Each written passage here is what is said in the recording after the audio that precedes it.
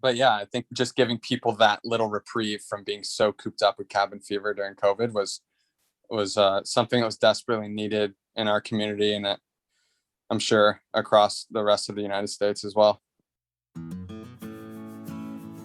Hi, I'm Reed Singh, and this is Adventure Travel with Trip Outside, a podcast where we interview adventurers, local guides, and outdoor industry experts to uncover the best travel spots and human-powered adventures from around the globe.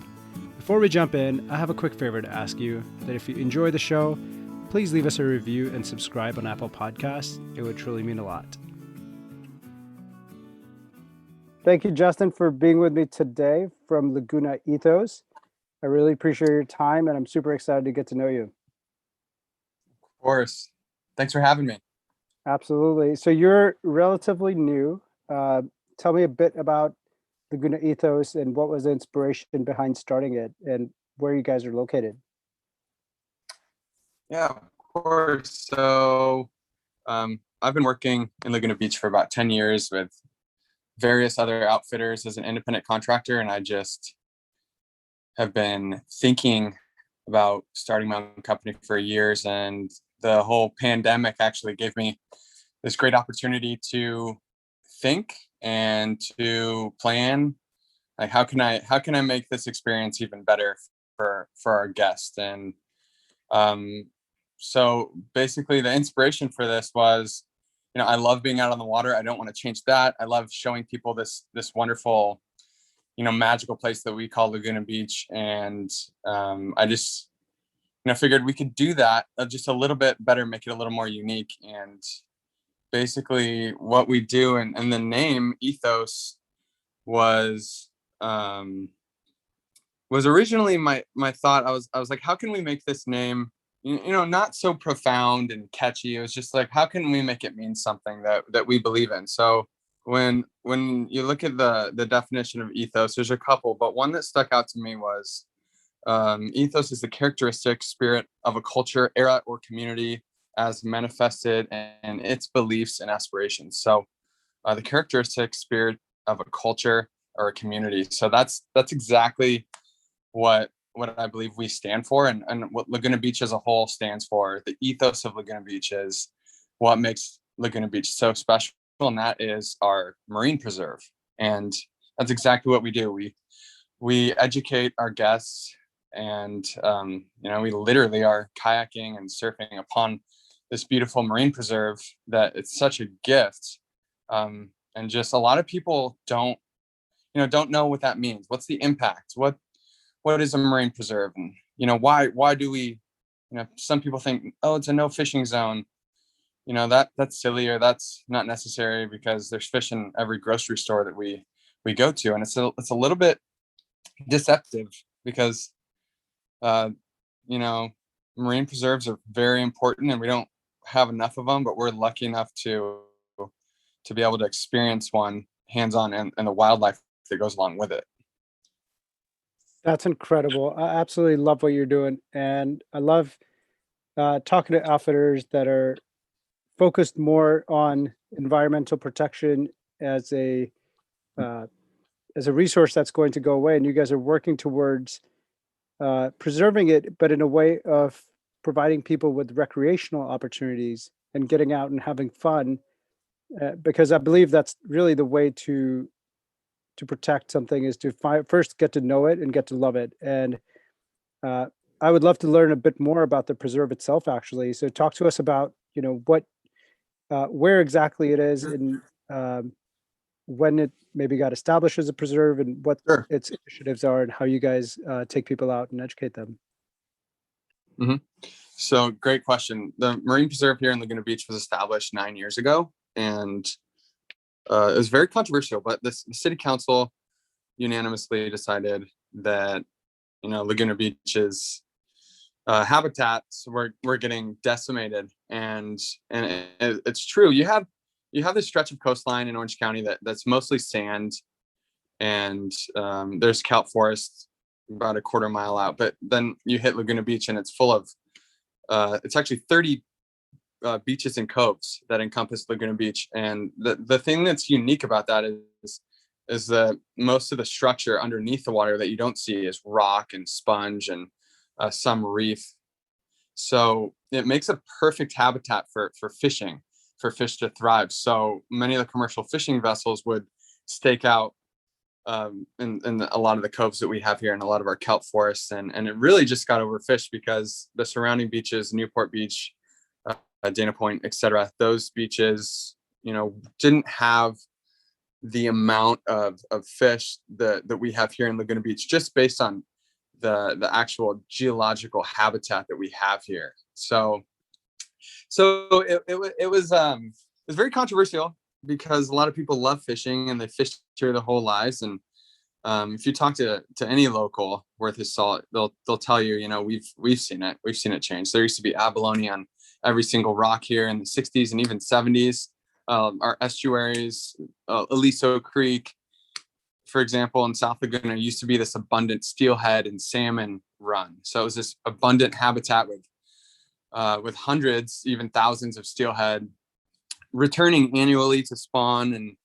And there's black and white photos you can see online of stringers and locals with hundreds of steelhead, and it was abundant. But now, back in the 70s, they dammed most of the rivers in Southern California, and they built out Laguna Hills, which is slightly inland from Laguna Beach, and all the sediment from building out those homes actually disrupted the little pebbles, the little rocks that are actually what the steelhead and salmon will spawn on, making it impossible for the eggs to stick, thus making the eggs just run out to sea. And these are just little factors over time, making a huge impact to the ecosystem. Overfishing, overtaking the abalone population is almost extinct, and then they say, okay, let's go to red abalone. They're plentiful. Okay, those are almost gone. Let's go to the green abalone. Oh, they're almost gone. Let's go to the white abalone, and so forth. And now, for the first time in California state history, in 2018, they banned abalone fishing for the entire coast. So it's just That's pretty awesome. eye-opening. Yeah. Yeah, But it's Seaspiracy, the documentary, real life experience that you're seeing the impact, being that you're right there and know so much about that area. Oh, Seaspiracy is a painful pill to swallow. That's a good one though. I think everyone should watch that. But the one thing I can say is that Marine Preserve, and I'm a free diver, and a lot of our guides are free divers, and we just love to just immerse ourselves in the nature that we have here in our backyard. And what we've seen in the last 9 years is pretty mind-blowing, incredible. How resilient the ocean is. It's amazing. The sea bass, the white sea bass, have come back. You can see them just swimming around, whereas 9 years ago you'd never see one. I actually saw a black sea bass last October, which is like this almost extinct dinosaur. Can live up to 150 years, 1,000 pound massive bass, and I saw one of those last October. So yeah, it's coming back, and it's just we're just trying to educate people on the importance of it. They just need a little break. They are resilient. You're absolutely right. And I love hearing these stories about wilderness protection and things going in the right direction over the past few decades, and they're all over. So I think these are the type of inspirational stories that we need to hear to feel motivated to make a difference, and keep doing the work that's necessary every day. So Absolutely. You guys obviously educate on in a typical sea kayaking tour. Is that where you go out and you go paddle the preserve, or how do your tours work in terms of, do you get rentals or tours, or do you have to go out with a guide? What are some of the offerings you offer in terms of sea kayaking? So yeah, great question. So we only offer tours, and the other operators in town, we've all agreed not to offer rentals, just because there's a bunch of unexposed rocks that can really sneak up on you along the coastline. So we're just there to guide you. First of all, safety is our number one priority, but once we have that handled, we launch from this very secluded cove in North Laguna. It's called Fisherman's Cove, and it's very, very protected from swell. So we have a a very easy, gentle launch into the ocean from the sand. And we give a very detailed dissertation, whether you're, an expert kayaker or a beginner kayaker. We just make sure that we check all of our boxes and make sure everyone's super comfortable before we get out there. And then once we're out there, we basically just take a tour down the coastline. We'll talk about local facts, Laguna Beach history, but we really focus on our just the habitat and just local environment. And we want to focus on what makes Laguna Beach special, what the marine preserve it does, and what kind of species we'll encounter. And we'll talk about different facts about sea lions and gray whales and their migratory patterns and just fun stuff. We also leave it loose to a point where people can ask questions. We don't want it to feel too rigid, but yeah, so it's educational, safety first. Of course, we're gonna have fun along the way. We'll see some beautiful animals that are wild animals, but we'll see them right there in our backyard and take some photos along the way so you can post it on your Instagram or scrapbook, whatever you're into. That's awesome. I actually do appreciate the guided experience, especially where there's wildlife impact, and we see this in different places in Florida where there's alligators and manatees, and it's different out west where you are, because Mm-hmm. there's experiencing wildlife and respecting it to the point where you're staying far enough where you're not impacting their behavior just because Oh, definitely. you don't want to get too close. And if it's a resting sea lion, I'm sure you guys make sure that it's not disturbed and you're not paddling right up to it and disturbing it. So that's Absolutely. cool that you guys offer only guided experience in that area. Super cool. Mm-hmm. You also have um, surf lessons and hiking tours. Is that all run by Justin, one person, or do you guys have like a team that offers all those things? No, yeah, great question. We have about 10 guides that are working Oh for wow, Laguna Ethos. So you never know. You never know who you're gonna get, but all of our guides are great. They're local. They're passionate about Laguna Beach and marine preserves, and um, they're lifeguards. So like I said before, you're gonna be in safe hands. Want to make sure everyone's safe, but also make sure you're with a guide that's experienced and is actually gonna provide you an excellent experience each and every time. That's the goal. I want to be consistent here. absolutely, absolutely. And what are some good places to hike near Laguna Beach? So we actually have 40,000 acres of hiking and biking trails here in Laguna Beach, and it's technically a land preserve. So there's almost endless options for hiking. So we actually will cater specific hikes based on activity level. Some people will bring their children. So we just want to make sure we pick a specific hike that's going to be appropriate for that group. And yeah, that's actually a big one. People love uh, the Laguna Wilderness hike because the views, you can just see some breathtaking views from up above on the hill, and vice versa. Being in a kayak is a completely unique view from the coastline. So yeah, we have a couple options there, and then surf lessons, of course. We'll go down to Thalia Street, which is our local surf break. That's the most gentle beginner surf break that we have there, and that's that one's super fun. Watch individuals get their first wave. There's almost nothing else like it. You can't really explain it unless you give it a try. That's incredible. I love how much adventure and recreation opportunity exists, but then like right there in Laguna Beach, you can go down to the water and go paddle. You can go up the mountain, go mountain bike or hike, and then get a surf lesson in and get like amazing restaurants and food options and drink options all within like a couple square miles. That's phenomenal. It's incredible. It's unreal almost. It's like it's just utopian. Yeah, and it definitely has that the culture that you were describing earlier, like if you've gone to Laguna Beach, it's a very unique place that isn't like the rest of beach towns, and it's nothing even like the rest of Orange County. Personally, Hmm. it's super cool that you guys are working to preserve that.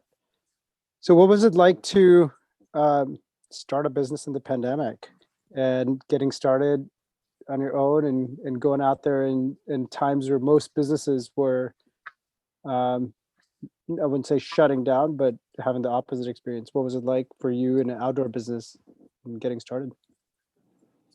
Man, that that's a loaded question. So I I don't know, man. It was scary. I'm not gonna lie. I don't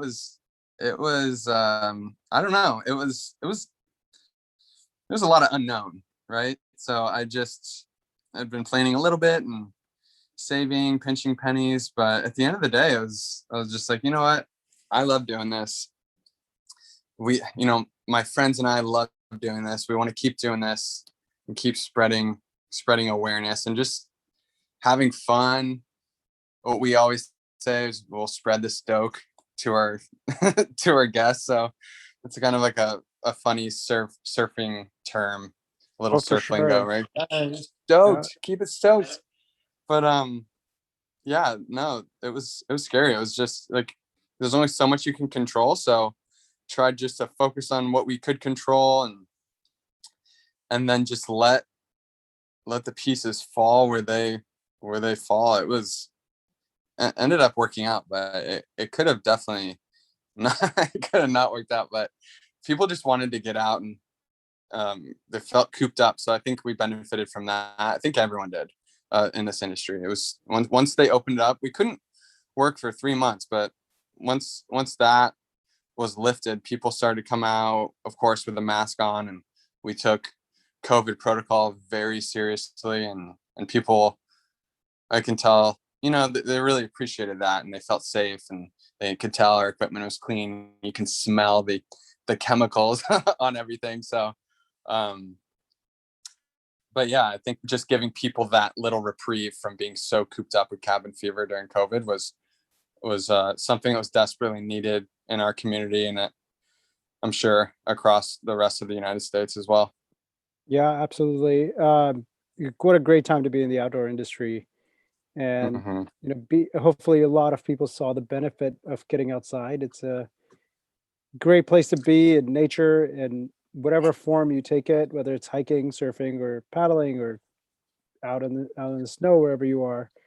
And hopefully it stays with people and we can grow the outdoor industry responsibly, following leave no trace principles and responsible recreation, and grow this industry and grow the preserves and uh, grow our GDP in a way that is responsible and environmentally conscious, and um, have businesses that support uh, you know growth in environmental causes and protecting places, and exactly what you're doing. So I'm so glad that you guys thrived through the pandemic, and you and your friends get to spread the stoke and keep doing what you're doing, man. That's really awesome. Hey So man, I had really appreciate that.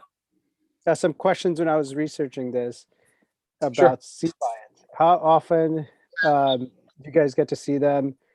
I'm really interested in them. I know, and just some other wildlife that you get to see. But as I was researching it, there were some funny questions that came up, like, can sea lions kill you? Are sea lions friendly? Are sea lions dangerous? So tell us a bit about sea lions and how often you get to see them around your area and your experience with them. That's hilarious. I love that. And that's another one we get like, oh man, are these sea lions? They're gonna come up into our kayaks? Like, there's all sorts of questions, but no, man, they're super they're Yeah. super friendly. They're super curious.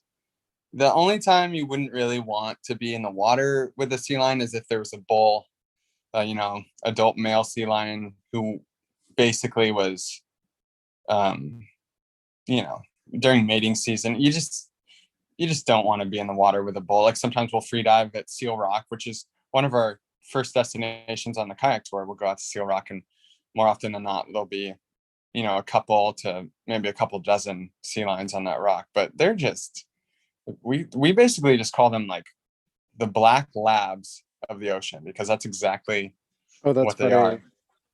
That's That's their cool. behavior. They're just like dogs, and their anatomy, if you look at their bones, side by side, you can Google this, but they look very similar to a dog. Their jaw, everything, except they have these different kind of bone structures and their where their fins are. But yeah, they're super curious. When they're free diving, they'll swim up to you, and they look like they're made of rubber underwater because they're just so nimble and bendy, and they'll swim up to you 100 miles an hour and just blow bubbles in your face and swim away, and Oh, they're that's super funny. playful. That's funny. Yeah, they'll even take your And snorkel away. freediving, And is that something that gets?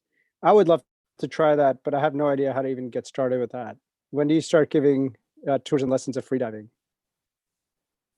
yeah, no, we do snorkel tours in the summertime, so Okay. when the water warms up, and Okay. that's your first step. The only difference, like snorkeling and freediving, are basically synonymous, except in freediving you have a weight belt, and so that's really the only difference. Snorkeling is more surface, but we'll have Hmm. people hold on to the kelp. We'll go out there, we'll wrap some kelp around our kayak, and since it's anchored to a rock at the bottom, you can actually just climb on down that kelp. It's like a tree down there. It's pretty cool. And then once you're down at the Oh, bottom, that's will be cool. 15, yeah, 15, 20 feet down. It's crazy. You'll see hundreds of fish just swimming around. Sometimes we'll see halibut swim by. We'll see the lobsters crawling around. It's pretty amazing what we get to And see this down there. is without any sort of assisted air. You're just holding your breath, going down, Hmm. swim as long as you can, and come back up. Uh, Yeah. I I really was inspired by the movie. Uh, it was the Octopus Teacher. I don't So know if you've good. seen it. Yeah, so good. It's that So such a good. documentary. But I was really impressed by his ability to hold his breath, swim around, and explore the just that even such a small area. But he did it every single day for a year and never got tired of it. Yeah. And I can totally relate to that guy. Sometimes I feel like being him, just throwing my phone away and just going out there every day, and just, oh, there's nothing like it, man. There's just so much more life in the water than on land. So you come back to land and it's like super feels dull. Like there's nothing here. But Yeah, down there, yeah, that's it's just interesting. everything's down there. It's crazy. It's abundant. Yeah, it's I think amazing. I That think guy was I just met a incredible. real world octopus teacher, Justin. I think I'm talking to him. So No, that's the closest but one I know. that guy was something else. He's amazing. I wish, like, that guy. Can you believe that octopus? He just full on relationship with an octopus. Amazing. Right. And for those that haven't seen this documentary, regardless if you like water or wildlife or not, please check this out. It's way more than just wildlife. It's the relationship that he ends up developing without giving too much of this documentary away. It's Yeah, called no, you got to see it. You Octopus have to Teacher. see Please Octopus check it Teacher out. on Netflix. Go for it. We have a segment about outdoor businesses and running an outdoor business. And you're a great example since you're so fresh into the business. It seems like you already started off with online booking Hmm. when you started the business, but maybe the question I have for you is, if somebody's feeling inspired about starting an outdoor business, what are the steps they need to take? How do you get started with it? What were some of your challenges when you started? And what are some of the tools that are working well for you? Oh, wow. Okay. So first of all, highly recommend it. And if anyone, if you want to start something, just you're passionate about it, um, just do your research as far as what area you're going to be working, how saturated the market is.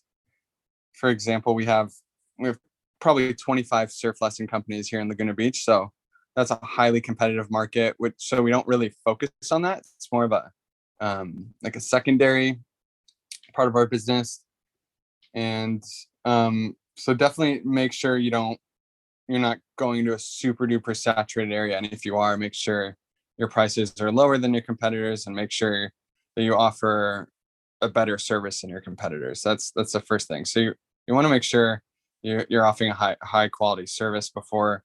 You don't just want to wing this kind of thing. You want to really make sure you know what you're doing. And then also, I think surrounding yourself with people who know more than you, like that's what I've always done.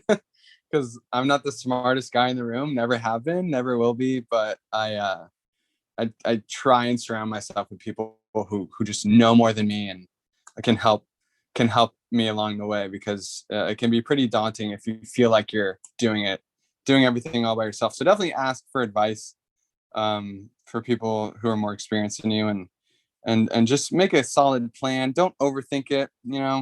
That can be the most paralyzing thing, just to keep on planning but not taking action. You want to make sure eventually you have a decent plan, and then adjust along the way. And yeah, some things that they're doing well, that are working for us, I would say, Google AdWords are expensive, but they definitely have been working for us, especially since our SEO is naturally going to be pretty weak, since we're new. It takes a SEO while, takes yeah. time. Does take time, and I didn't even know that in the beginning. That was a scary part. Not showing up on Google for a year was a tough one to swallow. But I was like, is this gonna work? Are we just done here? But yeah, no, Google Sure. Ads definitely have to pay to play. TripAdvisor, even, I hate to say it, but Groupon, if you have to. It's all just a temporary sacrifice. You're obviously Sure. going to sacrifice an amount of money you're going to make just to get reviews, make sure people are having a positive experience. And I think, yeah, absolutely. I think early on you can't take margin to the bank. So Exactly. just focus on getting the customer, learning from them, hopefully, and you're probably going to make tons of tweaks in your tours and the way you offer stuff based on that initial customer feedback. That's awesome. Mm-hmm. Uh, Mm-hmm. Absolutely. and have you always had online booking, or is that something you transitioned into later? Yeah, definitely you have to have that. And just, people nowadays, you're just not going to get the bookings if you can't just book on their phone. They're gonna, like, oh, I have to call this Absolutely. person and I have to give them cash. Like, what is this? Like, so you definitely have to, in this day and age, you have to offer online booking for sure. And it probably helps you, uh, just get bookings when you're not quote unquote working, which is probably all the time. But All the after time. hours, you're probably getting bookings, Mm-hmm. and probably a little bit less management of those things. Well, that's awesome. Mm-hmm. What are some other fun things you'd like to do around Laguna Beach that are hopefully human powered outdoor adventures? Or when Justin's not working, what do you like to do for fun? Well, besides free diving and surfing, I mean, what else is there in life? I don't really, Well, I'm not sure. that sums it up. No. There's stuff to do for everyone. We're actually going to start offering electric bike tours in the next few months. But if you can rent e-bikes, and this is such a tiny little special town. It's only 7.1 miles long. You know, it's a small town, but there's so much to see. And there's times where I'll be on my bike and I'm going through streets that I've never even seen. And I've been here 10 years, and it's just amazing. So I would highly recommend riding an e-bike around town, going up to Top of the World, going to check out, there's pickleball courts up there, which I didn't know was a sport. I thought it was like a fake thing, like fake news, but no, it's it's a sport that I learned how to play in the pandemic with all my friends, because there wasn't much they let us do, but they did keep the tennis courts open. So I'm not coordinated enough for tennis, so I chose pickleball, which is like ping pong meets tennis. It's like a hybrid. Very popular in the senior citizen community, but they don't mess around. They they have skill up there. It's fun. So pickleball courts up there. Obviously, you can go down to the beach, explore the tide pools at Pearl Street, tide pools at Main Beach, and Thousand Steps, which is a very popular one down at 9th Street, and local restaurants. There's they're bringing the trolley back. I believe June 24th, we're going to have the free trolley back. So it'll be an opportunity for everyone to carpool to Laguna and get a free ride in the trolley, go experience Laguna Beach Beer Brewing Company. There's all sorts of fun little microbreweries. There's one in the canyon, and there's actually a winery over there now too. But yeah, definitely, definitely, this is the summer. Laguna Beach is back. We're ready. It's gonna be a That's lot of fun. awesome. I completely agree with you on the pickleball. Anyone that I've ever known that has actually tried it or played it absolutely loves it. And I have not tried it yet, and I'm almost afraid to try it. But we travel full time in an RV, and a lot of times, if we ever stay in a RV campground, I've seen the pickleball courts, and Oh, it dude, it's so fun. does look super fun. It's Can't like wait to I'm try almost it. embarrassed to say how much I love pickleball. It's so fun. Well, if we make it out to Laguna Beach, it's on. Oh, so on. I got a racket for you and everything. No All right, excuses. man. Yeah, absolutely.